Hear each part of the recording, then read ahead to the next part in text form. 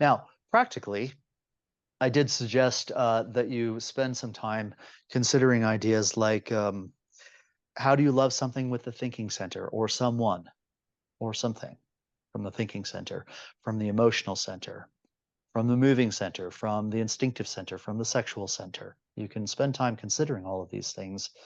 In the end, it's going to have to come down to being more unified in yourself. And this is the idea that I've been trying to get across for the last 14 weeks of causing a unification between the personality and the real I in you. Yeah? Your essence and your personality.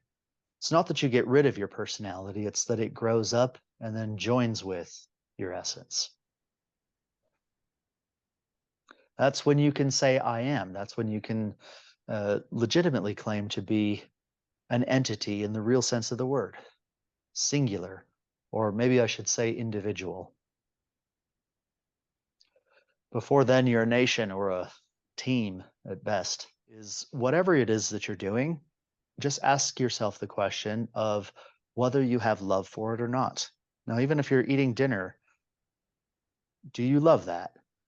Do you love each bite that you take? Do you love what it does for you when you're interacting with someone? Do you love the interaction? Do you love the potential of it?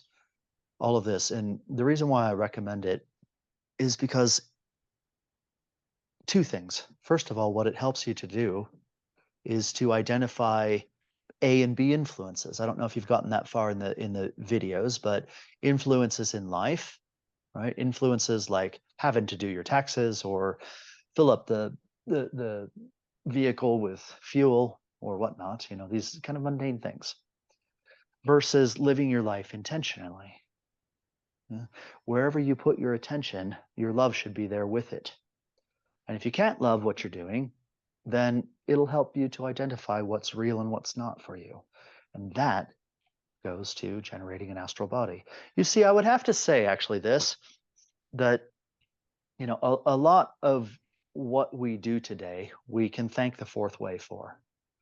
But their method was different. Their method was to constant self-observation, which is frankly very, very difficult to do. If you've ever tried to practice waking up in the morning and observing yourself all day long, it's next to impossible because of the lack of fuel that we have in ourselves to begin with. The Eamon was about knowledge, and knowledge leading to tuning forks. You have a resonance with things, right? And so you study the tarot, you study astrology, you study whatever, world history, you study religion, you study this, you study that, not for the sake of studying, but all to try to get a connection to it. Yeah? And hope that those things rain astral body fuel into you so that you can develop one. That can work, but only if done with that sort of mentality going in. If you've never been taught that, then it's more like going to a cafeteria and just, choosing whatever you're hungry for. Yeah? But it can work. I'm not saying it can't. And then the way that the eminent way, what this is proposing, is to make that distinction, to be able to invest your love into something. What you get back, you're twice paid. That's the fuel that you can then develop something from.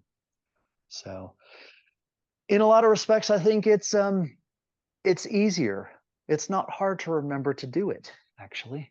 Once you begin to develop this as a standard for your life, it is sort of self-propelling in many respects. Yeah. Do you love religion? Do you love God? Do you love each other? It's so easy to become complacent, especially in a relationship, isn't it? So easy, right? They're like just buzzing around each other sometimes, it seems like, in relationships. Anyway, yeah. So if you wish to take it up, try it. I think you'll find that you have a greater deal of conscious awareness throughout the day by just making that one simple adjustment. Perhaps you've already been doing it, but haven't identified it as such.